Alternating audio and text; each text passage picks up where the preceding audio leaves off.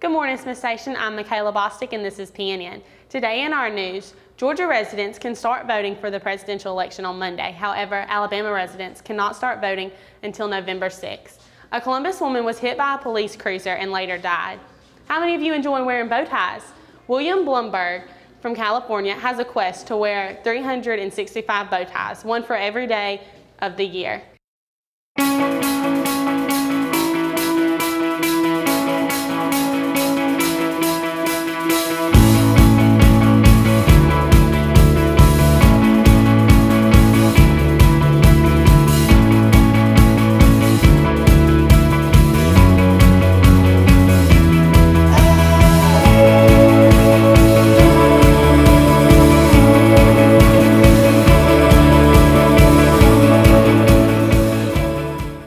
Here's Todd Tolliver with your high school sports.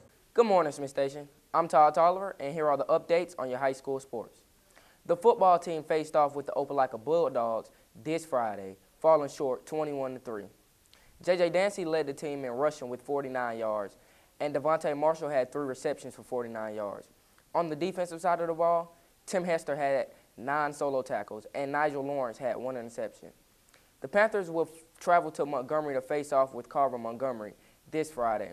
Good luck, Panthers.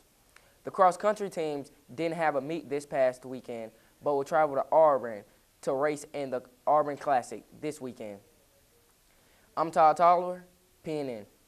Here's Rob McKee with your college and national sports. Good morning, Smith Station. I'm Rob McKee with your college and national sports.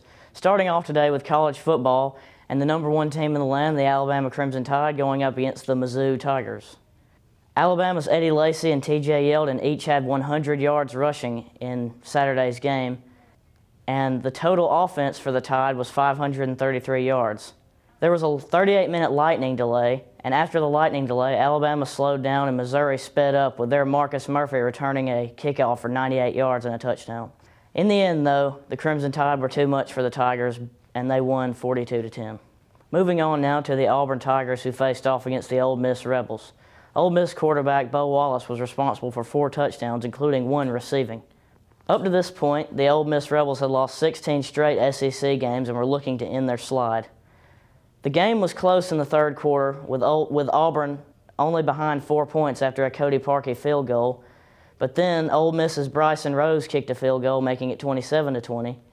And after that, Ole Miss's Jeff Scott went on a crazy touchdown run, making the score 34-20. After this, Ole Miss quarterback Bo Wallace ran it in 1 yard to put the game out of reach. Ole Miss 41, Auburn 20 is their final score. Now we go to the NFL, where the Falcons slid by close again against the Oakland Raiders 23-20. Asante Samuel of the Falcons returned an interception, 79 yards, and then Matt Bryant of the Falcons kicked a field goal to finally win the game 23-20. Until next time, I'm Rob McKee with your college and national sports. Here's Kelsey Shelnut with your entertainment news. Hey, Smith Station, I'm Kelsey Shelnut here with your entertainment. We're counting down the days until the Twilight Saga, Breaking Dawn, Part 2, which will be released November 16th. 3 more days.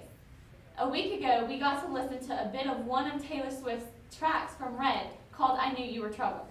And just like clockwork, Taylor Swift lovers got another taste of the album yesterday morning when she previewed State of Grace on Good Morning America. Be sure to take a listen to that song. An Australian daredevil broke the record for the highest skydive. Flexus Bargner jumps from the gravitational pull in space back to Earth. Just because it's storming now doesn't mean it won't be sunny tomorrow. A quote for the day. Thank you, Smith Station, and have a great day.